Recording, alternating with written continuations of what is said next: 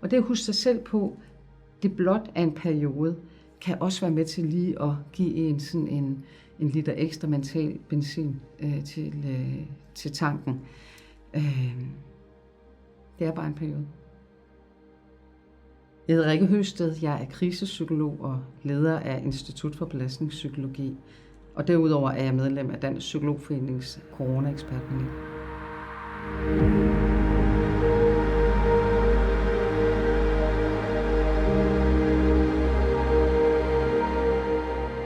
Det er vigtigt at forstå, at vi mennesker, vi er i bund og grund flokdyr. Vi bliver født ind i en flok. Vi er fra starten afhængige af de andre, der skal passe på os og hjælpe os. Og det glemmer vi nogle gange. Hvis vi ser inden for retssystemet, så spiller man faktisk på det, fordi den værste straf, man kan give os mennesker, det er isolationsfængsling. Netop at blive frarøvet vores mulighed for at være sammen med andre mennesker. Og skal man så yderligere give den et lille nyk, og lige sådan belaste lidt ekstra, så er det netop isolationsfængsling på ubestemt tid. Så putter man lige tidsaspektet på. Og det er jo det, vi står i nu. Så når vi mister den naturlige sociale omgang med hinanden, så går der grundlæggende rod i systemet. Andre mennesker er nogen, der som udgangspunkt er en ressource. Det er nogen, når vi er på den, så vil det være naturligt at søge andre og tænke sådan, hvor er der nogen, der kan hjælpe mig, vi vil træde et skridt frem. Og så har vi stået med pandemien og fået at vide, at de andre de udgør potentielt en trussel. Så hvis du er bange, så træd lige et skridt tilbage. Så det er sådan fuldstændig imod den natur, vi er skabt med psykologisk set. I forhold til det med, hvad andre menneskers rolle eller betyder i ens liv, så taler man nemlig også om i psykotraumatologien, nu er jeg jo krisepsykolog, at når vi bliver traumatiseret, når der sker et eller andet i vores liv, som gør, at vi bliver traumatiseret, så får man netop byttet rundt på de to ledninger, som er, at andre mennesker, det er nogen, jeg vil connecte med. Når vi bliver traumatiseret, så tænker vi, at andre mennesker er nogen, jeg skal protecte mig selv i forhold for. Ikke? Og det er det der med, jamen, forbinder vi os, eller søger vi væk. Og det er simpelthen et indbygget benspænd i den her situation, hvor vi ufrivilligt kan udgøre en trussel for hinanden. Og samtidig så er vi løsningen for at kunne klare det her sammen. Så det skal man arbejde med. I foråret, hvor vi alle sammen blev sendt hjem hver især, der tror jeg, det var virkelig en øjenåbner for mange mennesker. Og ting, vi havde gået til at for givet, blev vi pludselig opmærksomme på, så man fik fat i sådan en taknemmelighed og en ydmyghed for al den frihed, vi havde haft indtil da, som vi bare havde taget for givet. Og pludselig, da vi mistede det, først der forstod vi, hvor vigtigt det var. Og det er jo på mange måder klædeligt for et hver menneske at blive bevidst om de privilegier, man har, og hvor heldig man egentlig er. Og rigtig ofte skal vi miste noget, før vi forstår betydningen af det. I forhold til, at vi så blev sendt hjem hver især i de her små enheder, vi bor i, så er det vigtigt at huske, at det blev meget forskellige forløb for os. Der var nogen, der var truet på livet. Der er nogen, der er truet på livet rent helbredsmæssigt, hvis de får covid-19. Så er der andre, for hvem det ikke vil have den store helbredsmæssige konsekvens. Der er nogen, der økonomisk er truet på livet. Der er rigtig mange, der bliver arbejdsløse. Der er afhængige af hjælpepakker, som kan se ind i, jamen, har vi råd til skidragten til børnene i år, osv. osv. Og andre mennesker har større årsregnskaber end nogensinde før. Sikkerhed i jobbet. Jeg tænkte, det er enormt vigtigt, også når vi taler om det her med, at vi skulle hjem i vores enheder og bo, fordi jeg skulle til at sige familieenheder. Der er mange, der ikke har en familie. Der er nogen, for hvem isolation i hjemmet virkelig er at være alene, næsten svarende til isolationsfængsling.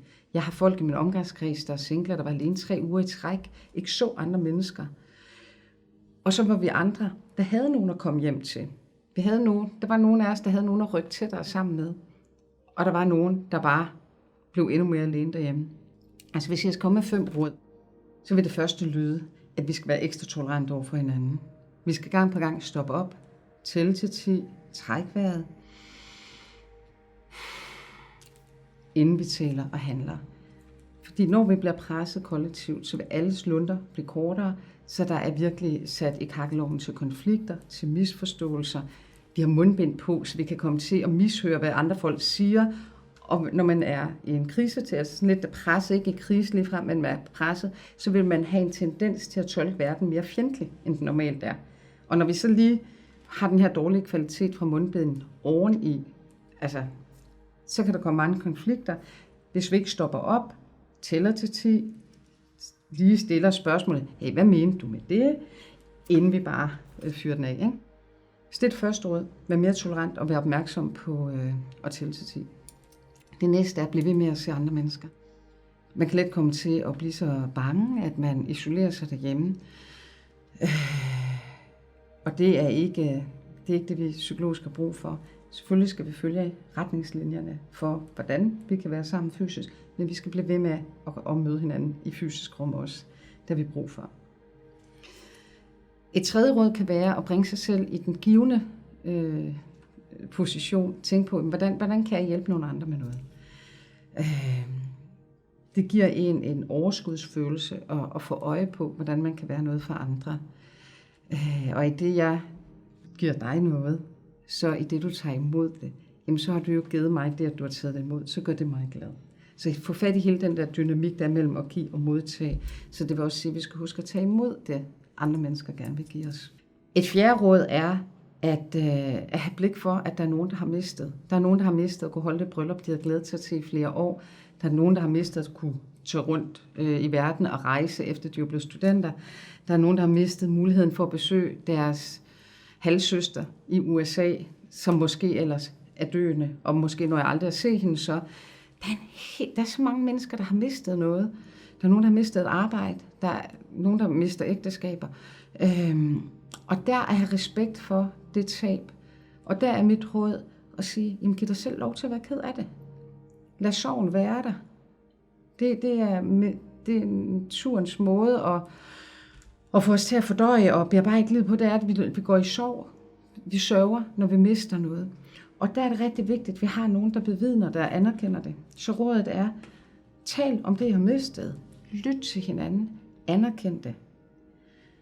Vi skal ikke være optimister på hinandens vegne, fordi hvis vi er det, så blokerer vi. Hvis vi modsat får lov til at blive lyttet til, og få anerkendt den smerte, den ærgelse, den irritation, der er over, at jeg har mistet det her, så sker der det sjove psykologisk set, at så bliver det meget lettere for mig at tage min skæbne på mig, og rejse mig op med det, og ligesom sige, okay, men hvad er så muligt? Mit femte råd er, at vi skal simpelthen bare huske, det er bare en periode. Det kan være rigtig svært, når man står midt i det, men der kommer en dag, hvor vi vil se tilbage på 2020 som fortid. Der er en masse dygtige folk, der arbejder på at udvikle behandling, vacciner. De vil lykkes før eller siden. Vi ved ikke hvornår, men de vil lykkes. Og det at huske sig selv på, det blot er en periode, kan også være med til lige at give en sådan en liter ekstra mental benzin til tanken. Det er bare en periode.